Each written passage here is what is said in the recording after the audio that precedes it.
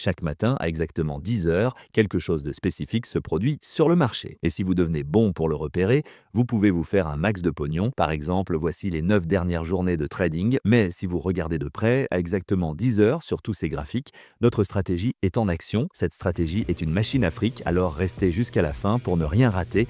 En fait, le principal composant de cette stratégie que nous allons utiliser est AMD. Et non, je ne parle pas d'AMD la société, je parle d'AMD la stratégie de trading. C'est en fait vraiment simple. Vous verrez essentiellement que le prix évolue latéralement ou consolide comme ceci, ce qu'on appelle l'accumulation. Il y aura des liquidités en attente au-dessus et en dessous de ces zones, ce qui nous donnera de la munition pour un gros mouvement. Ensuite, vous verrez une forme de capture de liquidité à la hausse ou à la baisse, c'est la manipulation. Si le graphique va monter, il doit d'abord manipuler vers le bas. Si le graphique va baisser, il doit d'abord manipuler vers le haut. Une fois que le prix manipule dans l'une ou l'autre direction, il a tendance à s'envoler dans la direction opposée, ce qui est la distribution. Ce qui nous donne accumulation, manipulation et distribution, ou en d'autres termes AMD. Maintenant, si le marché est haussier, vous allez voir une ouverture, un plus bas puis un plus haut. Si le marché est baissier, vous allez voir une ouverture, un plus haut puis un plus bas. Ce concept est ce qui va nous aider à prédire ce que le marché fera ensuite. Mais nous avons quelques étapes importantes à faire d'abord. Première étape, allez sur TradingView. Si vous ne l'avez pas encore, je mettrai un lien dans la description. Étape suivante, vous voulez trouver un biais pour la journée et pour cela, j'aime aller sur l'unité de temps 1 heure. En général, c'est assez clair à repérer.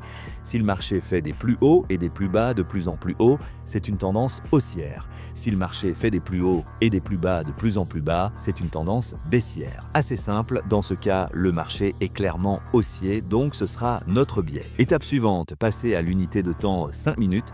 Nous allons uniquement chercher des trades entre 10h et 11h30, heure normale de l'Est, soit 30 minutes après l'ouverture du marché. Nous allons donc délimiter cette zone horaire avec 2 lignes jaunes, une à 10h, une à 11h30.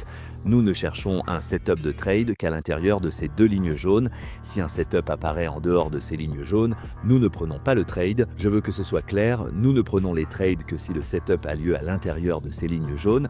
Comme nous avons un biais haussier, nous voulons voir 2 choses se produire à l'intérieur de ces lignes jaunes. 1. Accumulation. 2. Puis immédiatement après, manipulation. Juste à 10 heures, nous avons un mouvement latéral ou en d'autres termes, de l'accumulation. Donc c'est bon. Ensuite, nous voulons voir de la manipulation. Une fois ces 2 conditions remplies, nous devons chercher un point d'entrée. J'aime bien repérer un fair value gap pour ça. Un fair value gap est simplement un grand saut de prix laissant un vide entre la bougie avant le gros mouvement et la bougie après celui-ci. C'est notre fair value gap. Après la manipulation vers le bas, on voit un pic de prix laissant ce gap que nous marquons avec notre outil rectangle. C'est là que sera notre entrée. Attendez que le prix revienne sur ce gap, placez votre stop loss sous le plus bas et votre take profit sur les plus hauts. Boum, trade gagnant facile. Mais on rencontre un petit problème, cette stratégie de stop loss et take profit est correcte, mais il existe une astuce pour obtenir de meilleurs niveaux de take profit. D'abord, prenez votre outil retracement de Fibonacci, ensuite allez dans les réglages, onglet Style, changez les valeurs à 0,079,0,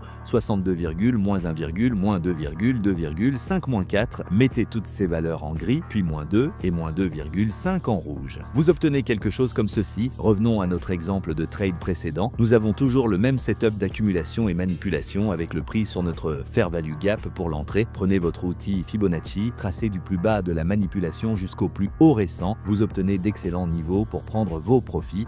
Cette zone rouge est là où vous devriez prendre la majorité des bénéfices. C'est encore mieux si cette zone rouge est en confluence avec d'autres repères.